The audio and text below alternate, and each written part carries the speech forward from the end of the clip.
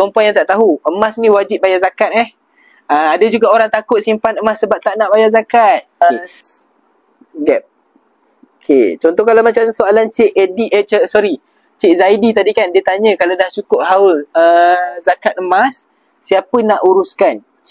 Untuk tuan-puan, urusan bayar zakat lah. Untuk tuan-puan yang tak tahu, emas ni wajib bayar zakat ada juga orang takut simpan emas sebab tak nak bayar zakat. Untuk tuan-puan yang tak tahu, emas wajib bayar zakat. Kita sebagai umat Islam wajib bayar zakat bila dah cukup 2 syarat.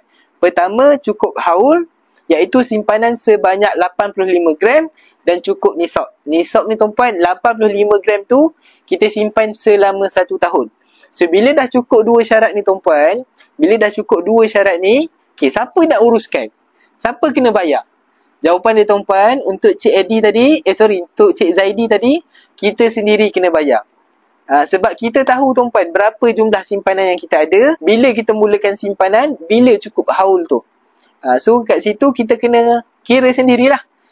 Zakat ni tuan-puan memang kita sendiri yang kena uruskan. Tapi melainkan untuk dividen tabung haji, kan, kalau kata dividen tabung haji yang akan uruskan.